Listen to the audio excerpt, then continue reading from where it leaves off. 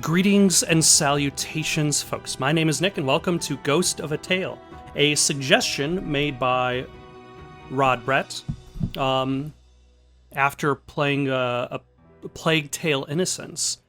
I don't really know too much about this game other than what he had mentioned before, more of a stealth focus, based in the trailer. It is pretty much looks like the direct opposite of a Plague Tale. Instead of being chased after by horrendous rats, not only are you the rat, but you are also quite the adorable rat. So, we will see where this goes. Let's start a new game.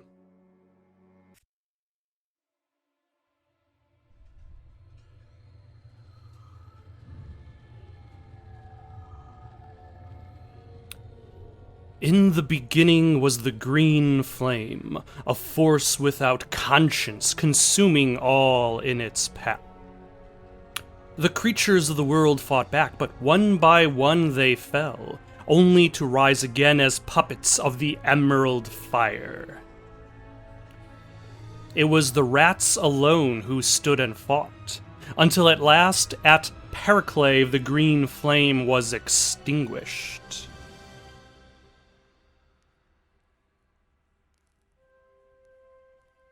Merra.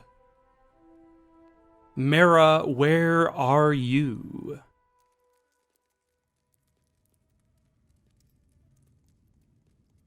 Ah. And there we are. That is us. This adorable little rat. Look at this fellow. Big eyes and own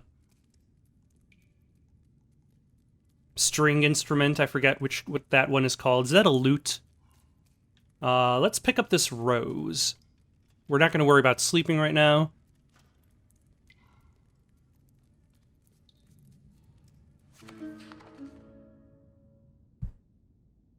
You stood before the Baron, your wife Merra at your side. He bid you play the poisoned cup, and you knew then this was not for his amusement but a test. And so play you did. But from Merra there was only silence, and a look of such defiance. He moved to strike her, the Baron, and you cried out and went to her. And then darkness. How many days have passed since then? In your heart you know she's still alive, and that you'll one day find her. Until then, all you have are these flowers, your memories of her, and a question. Why? Mushrooms. Your health is low. I looked at your inventory, and there is a lot going on your inventory. Maybe it just looks like there's a lot going on.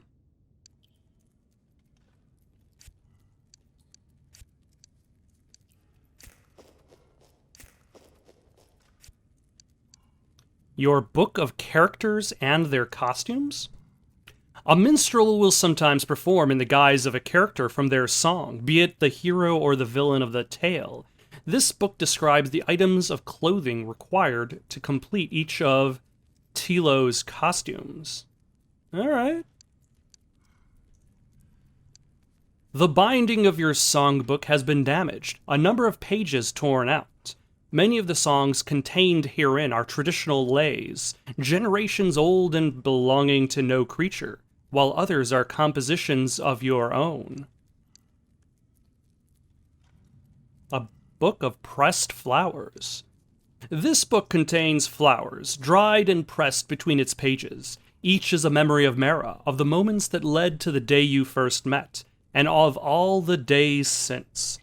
The blank pages await the days that will pass once you are together again. Okay, yeah, it is a lute. It is your trusty lute. The tool of your craft, and one of your most prized possessions. It was carved by your master's master from driftwood, gathered along the shores of Lake Velia. I've got a tiny figurine of my child. My infant son, Bryn. Bryn's Lutka is stained black with ash. That is not a good sign. The rose's scent reminds you of Merra's grace. Its thorns, however, remind you of her wit. Okay. Collect 17 roses in honor of Merra. And we have skills to level up.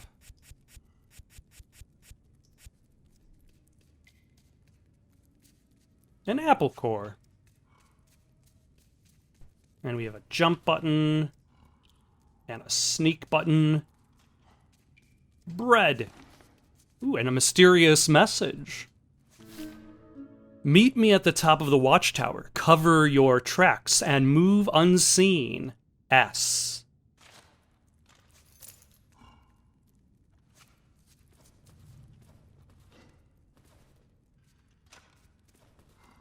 Are those apples? Can I get at those apples? Oh, hello.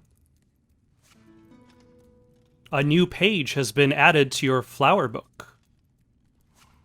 The bars are cold and unmovable.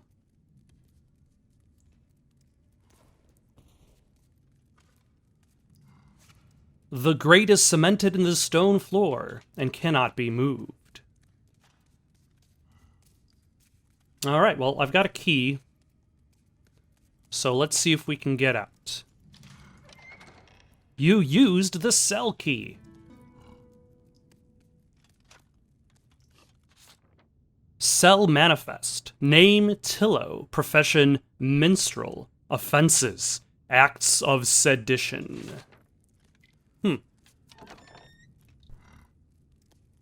I don't know why the camera needed to follow the path of the door, but... Ooh. You put a new candle on your candlestick. Got some money. Alright, what did we pick up? Your flint and fire steel. When struck together, your flint and fire steel create a bright spark of light capable of lighting candles and lanterns. The candlestick is stamped with the mark of Hallen Tupple, a famous mouse pewterer. No mouse would be willing to willingly remove their hood. How many other journeys have ended here? So this hood is worse than the minstrel hood. You made the minstrel hood yourself under the guidance of Master Lulin. It's fastened with a silver button, a gift from Merra, the pattern on its face worn smooth with age.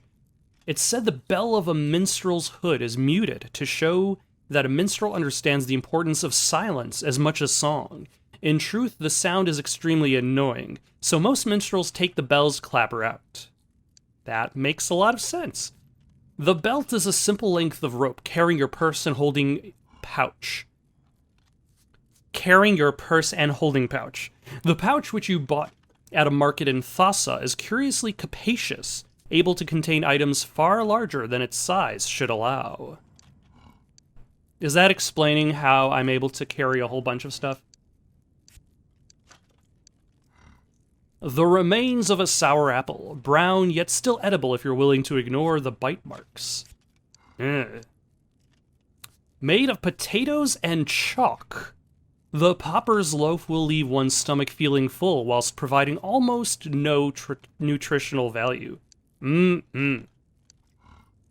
Mocking-cap mushrooms are edible for mice, but can have a powerful, hysterical effect on other creatures. Okay.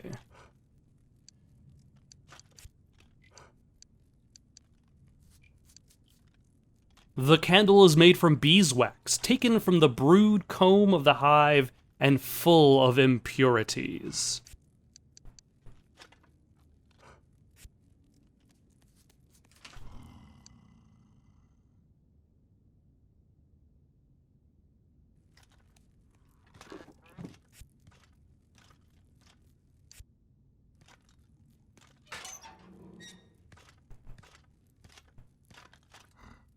Hello.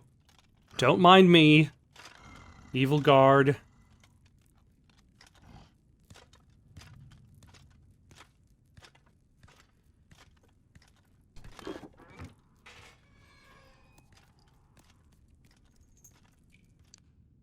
You can run really fast on all fours. Hold LT to sprint.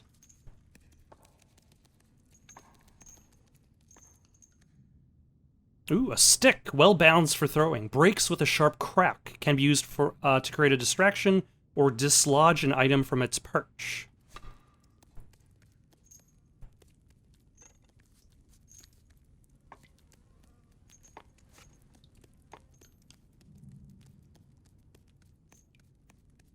It's really dark in here. That is correct. I probably don't need to go in that direction anyway.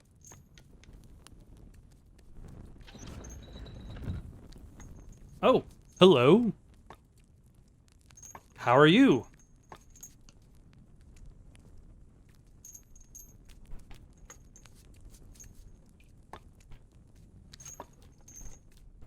What am I gonna do with this green bug? Oh, it's food.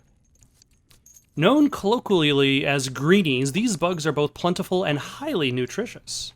Oh.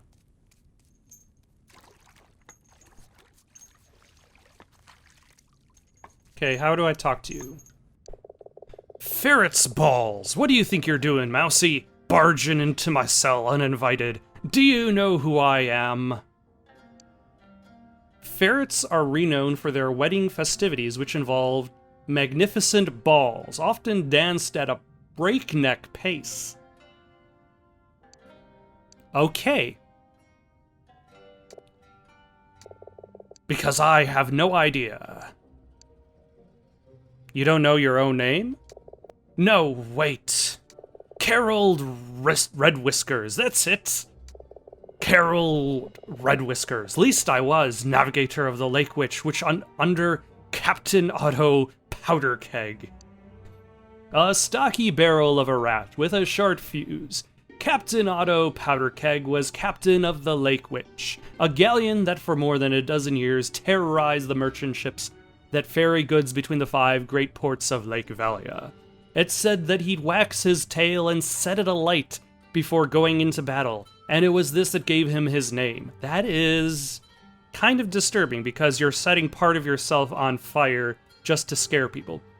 Captain Powder Keg gained notoriety for his crimes, and fame from the handsome wanted poster which he himself had printed up and distributed in order to bolster his renown. The captain was finally captured when his ship wrecked against submerged rocks, just off the eastern shore of Lake Valia near Dwindling Heights Keep. The cause of the wreck was never established, and will likely remain a mystery, for once the doors of Dwindling Heights closed behind him, the captain was never heard of again. So you've come to rob me, have you, you little scrunt? So many footnotes. A word too rude to define. Of course not. 2 things I can't stand. The smell of mice and the smell of lies. That's a good line. What'll it take to get your stink out of my cell?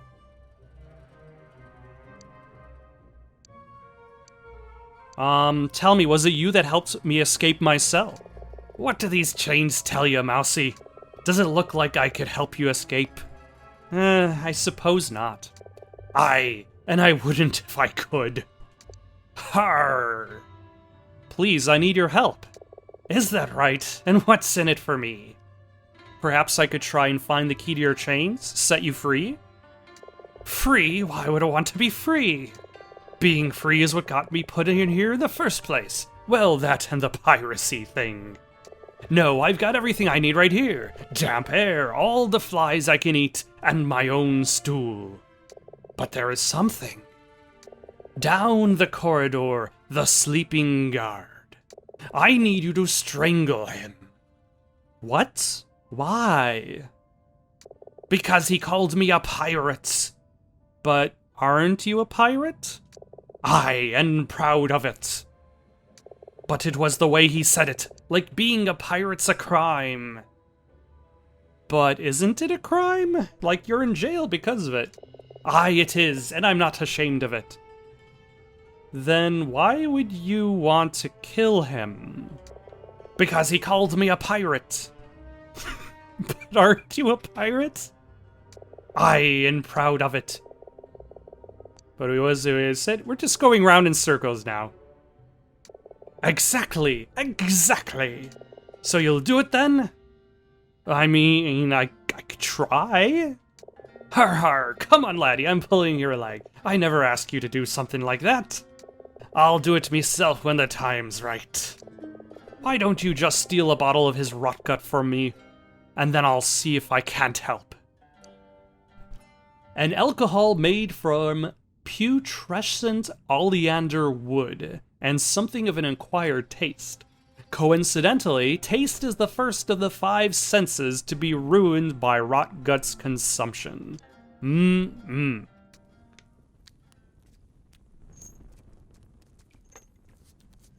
Okay. Oh. I can save only in hiding spots. Interesting.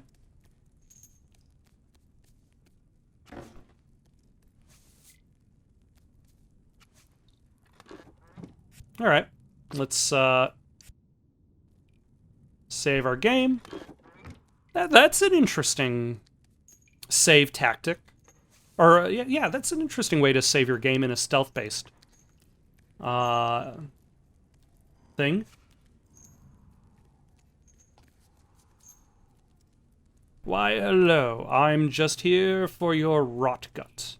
Actually, I'm going to snatch this red bug.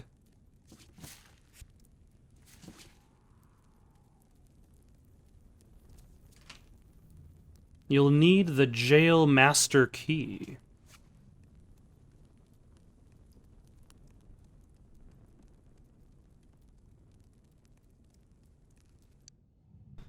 Try sneaking to move more quietly. Hold R trigger to sneak. I'm already doing that.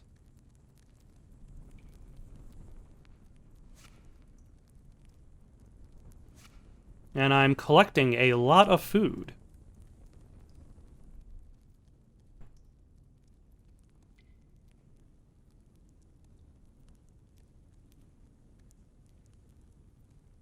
Is this... Oh, no, hold on. An empty wine bottle.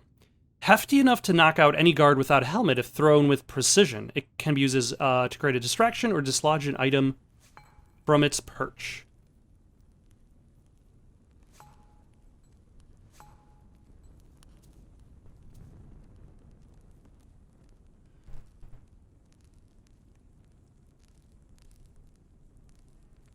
You need a candlestick for that. Bottle of rot gut.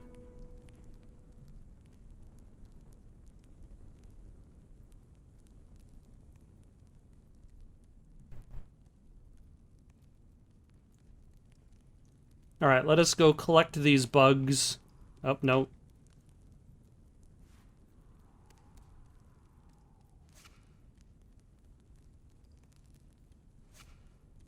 And this candlestick.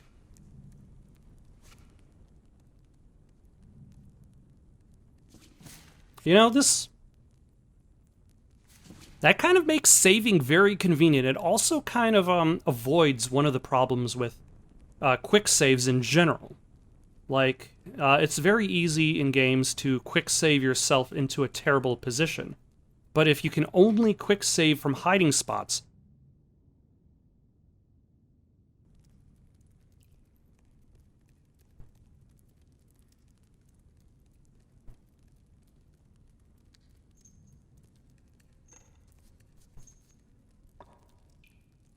then that means you will always reload hidden from the enemy.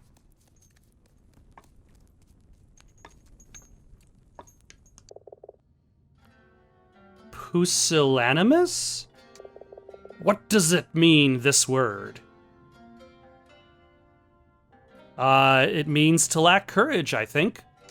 Ah, in that case, what are you doing in my cell, you pusillanimous little merkin? Here's the bottle you wanted. It's his last one. Good, now pop the bottle's next. Twist me lips. With a deft flick of his head, the frog sends the bottle spinning across his cell. It shatters into pieces against the wall. Every time that Skrent gets soused, I have to put up with his damn snoring. Well, no more. I've done as you asked. Now will you help me? I gave you my word as a pirate. What does that even mean, your word as a pirate? Is there such a thing? But I suppose I can make an exception. I'll answer a few of your questions. What is it you want? I'm looking for someone. Merra, my wife. Is she a mouse? Yeah, wearing a hood, yes. Har, then who can say? It's not easy to tell you mice apart with your ears and your tails and your silly hats. A mouse's hat or hood counts among their most prized possessions and is a source of great pride, representing as it does their profession and their social status. A mouse of any repute is never seen by any creature save for their spouse without their kolba. There are, however, notable exceptions. It's said, for example, that while occupying the town watchtower in protest against harsh working conditions, the query mice of Hume threw off their hoods, emphasizing to all the seriousness of the matter, whilst at the same time making it difficult for the soldiers of the Red Paw to later identify the culprits. They're not silly. Psh. Right then, that's your first question asked and answered. What dungeon is this? You're in the Dwindling Heights Keep, on the shore of Lake Valia. For centuries, the keep at Dunlin Heights has defended the eastern shore of Lake Valia. Though once a fine building, the keep has long since fallen into disrepair, its greatest enemy no longer marauding ferrets, but instead the acidic waters of the lake, which are slowly eroding the cliff face on which the keep stands. It's for this reason that, among the locals, the fortress has become known as Dwindling Heights. Dwindling Heights sounds like an English book from the late 1800s. I want to say, like, there's another Hawthorne Heights is an actual one, but Dwindling Heights sounds like the title of classic literature. You'd best get used to it. Right then. I'll give you 2 more questions. How long have I been here? Let's see, must have been more than 10 days now since they brought you in. Dead to the world you were. Right then. You got 1 question left, Mousy. Best make it count. Do you speak mouse? Only the curse words. Right then. That's your lot. Are we all square? I should go. Farewell. Don't let the door snap your tail. Mushrooms.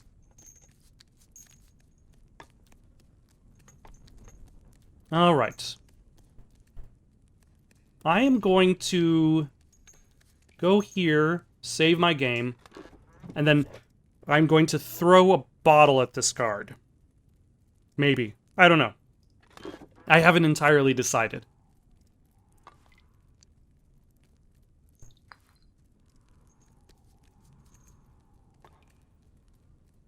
I don't remember exactly which button it is to throw.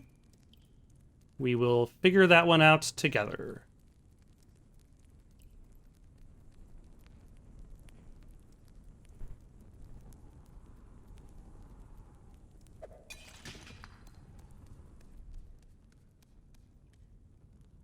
Screaming door key. And a handkerchief.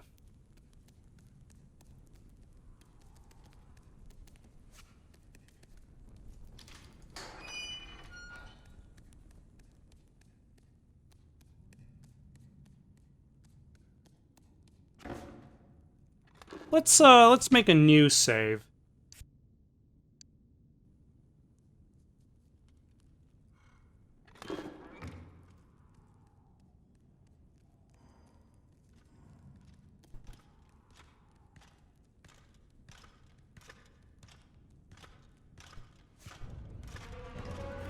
Ah! Run, run, run, run, run.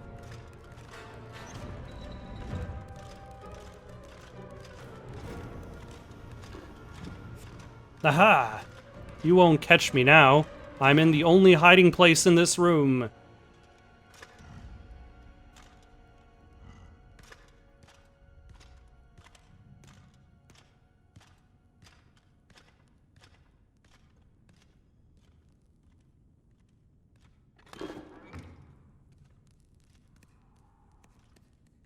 Got some grain. Got some more grain. That's a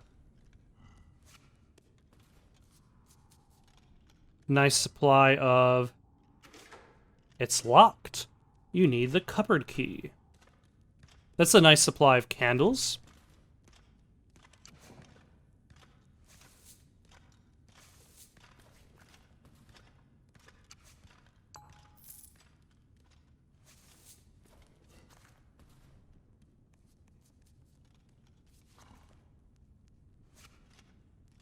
Okay, hold on. What is this?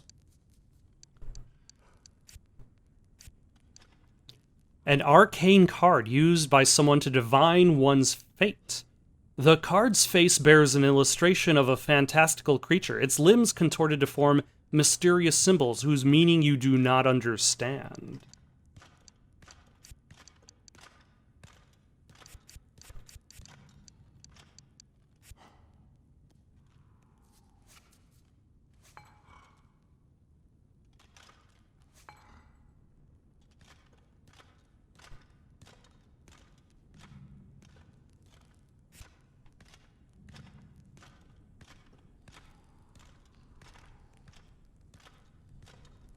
Oh, that was close.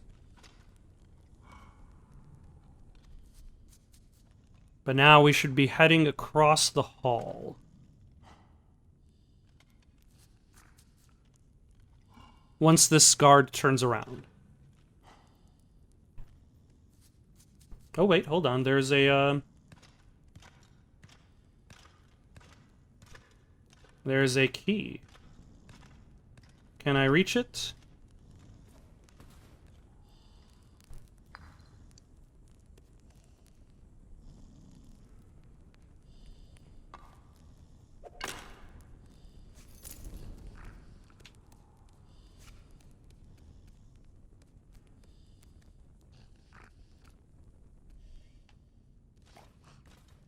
Nope.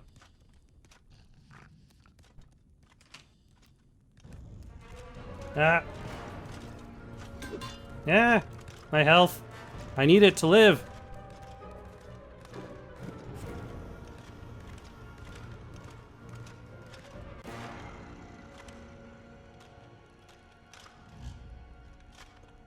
Also, I was trying to look at the cell manifest, but the items kept getting in the way. So actually... I'm going to throw a bottle at him so that I could pick up the bottle to look at the cell manifest.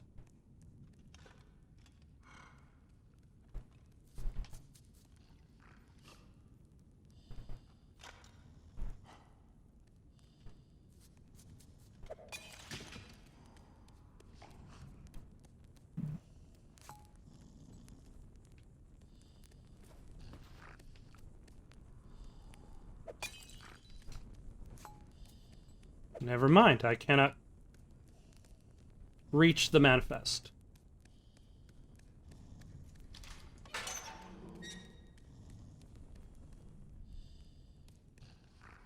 That is okay, because we'll move on.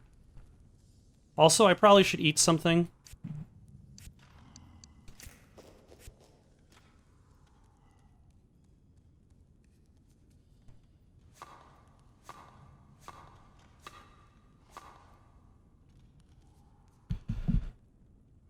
All right. Nope, son of a... Y is throw, B is jump. Warning, the drawbridge mechanism is very sensitive, awaiting repair by blacksmith. Handle with care.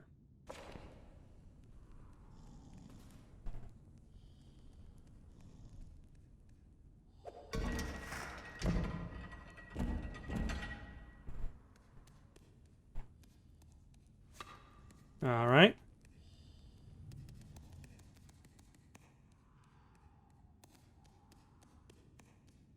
Let us... Ooh, a lantern. Let us hide. Save.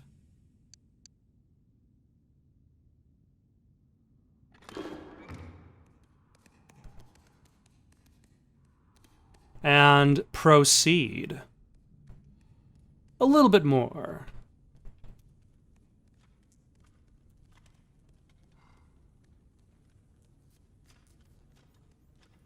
Ah, hello.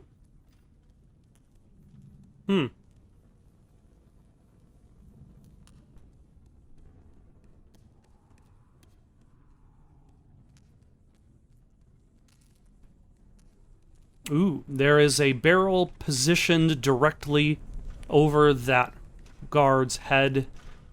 I can clearly see I need to fight this rat in mortal combat and do nothing with the barrel. I need the barrel room key.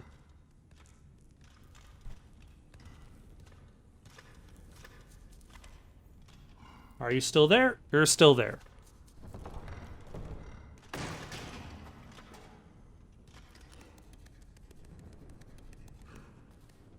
Ah, son of a...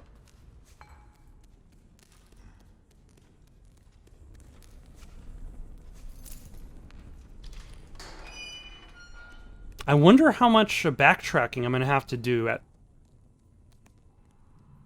Like, will I actually have to come back this way to re-explore these doorways I wasn't able to progress through?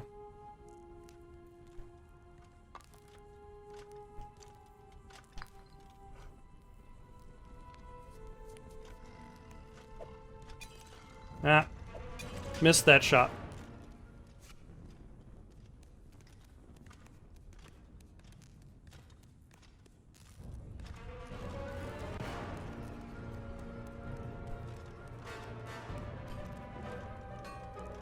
Ah.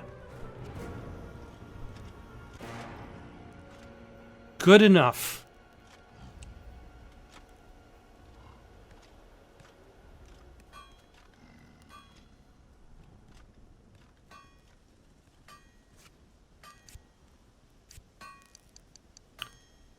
A racy novel entitled Crosstail Hearts, from the pen of Rex Peck, author of Sunset at Dawn, comes the unfinished final chapter in this epic saga of passion and betrayal.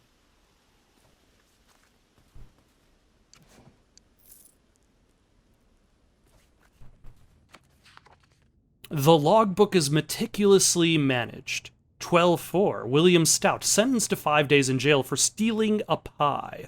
12-4, the famous pirate Otto Powderkeg remanded to the jails of Dwindling Heights under sentence of death. Execution to be carried out within 2 days. The next entry looks much sloppier, obviously written by a different hand.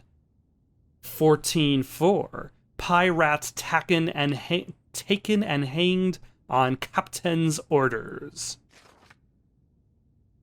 This entry is back to the meticulous style. 17-4, William Stout missing from his cell. Disappearance is an utter mystery.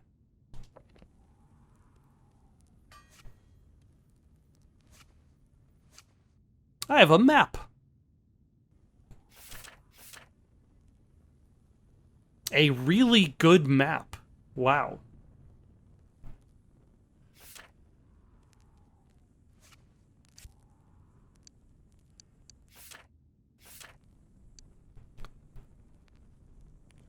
A faint network of lines crisscross the map, nearly invisible in this light. What does that mean, then?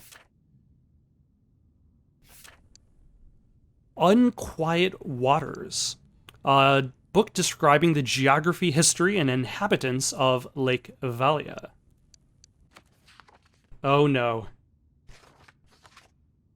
Oh, enraged, the doe flew at Rex, all teeth and fur, a broken shard of mirror held like a dagger in her rebellious paw. With one powerful arm, the handsome captain caught her easily by her slender wrist and pulled her close to him. He was much stronger than her, and she knew it. I could have hanged you for that, he smirked. Udith laughed, a sneering laugh, her red eyes burning like hot fire. Do it. I'd rather die than live a moment longer under the Baron's rule. She wrenched herself from his powerful, vice-like grip and stumbled, falling hard against the cell's cold stone floor. Rex moved to her, his heart pumping in his muscular chest, loud enough for Udith to hear, like distant drums warning of some approaching storm. "Don't touch me," Udith hissed, and as she turned, her ruby eyes met his challenging, piercing his soul like an explorer conquering a strange island beyond the horizon. "Don't touch me." Her voice became a whisper, her ears vibrating like an unwritten invitation all at once. The rest of the text is thankfully illegible. Oh, thank goodness. A Guide to Lake Valia by Arnold Rengel, Dwindling Heights Keep. Located on the eastern shore of Lake Valia, the keep at Dinlin Heights has stood for centuries. Originally built for some long-forgotten purpose, it played an invaluable role in turning back the full might of the Ferrets of Saltar. It is now occupied by a small garrison of the Baron's Rat Guard. Though once a fine building, the keep has long since fallen into disrepair. Its main enemy... I've already read that part. It's... yeah. Like the building itself, the soldiers too have seen better days. Dwindling Heights is the last and final post for members of the Rat Guard who have displeased the Baron in some way or another, and considered quite literally to be a dead-end job.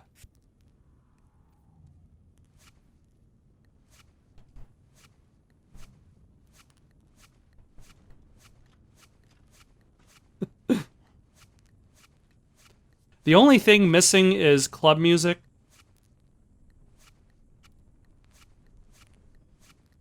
Or some sort of music with the beat. Do I need that much oil jar? I'm actually picking up all of these oil jars.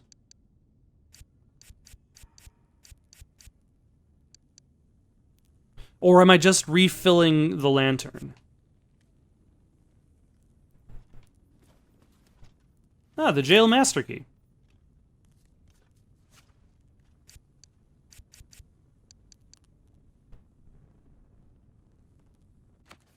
The Minstrel's Flight. The minstrel's journey took him north through a deep valley, where not long before a battle had been fought between two great armies. The dead of both sides lay strewn about. The creature's kind is not important. At the furthest end of the valley, on high ground, stood the victor's camp. The minstrel reached it not long before dusk and was welcomed. He learned that 9 soldiers there had been arrested for desertion and cowardice, and were sentenced to be put to death at first light. That night the commander bid the minstrel play the Fire of the Immortals, both to remind his loyal soldiers of the glory of death in service of one's kind, and the deserters of the shame that awaited them in the afterlife. The minstrel agreed, as was his duty.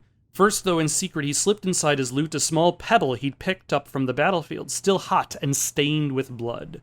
And then he played, just as he had been bidden, changing not one note nor lyric of the song. But the lute's tone, usually bright and full of life, was made thin and cold by the stone, and the soldiers' thoughts turned not to the glory of the battle, but to those they had lost, their comrades and friends, and of the mother who would never again call her son in from the fields for lunch, nor scold him for cutting firewood while wearing his best tunic. Still, as the fire's light waned, the commander ordered the executioner to prepare 9 ropes for the coming day. Yet by morning the deserters were gone, their shackles mysteriously sprung open, though the only key to their lock still hung on a string around the commander's neck. The wise minstrel knows the song is not as important as the way in which it is sung. That's deep. Okay, now, I previously had asked the question, am I going to have to go back? And clearly I already do, because now I have the jail master's key, and I can go all the way back to the beginning in that upper right-hand section. I'm going to leave that for next time, though. For now, got any suggestions for something to play next? Leave them down in the comments below. Don't forget to like and subscribe, and have yourselves a good night.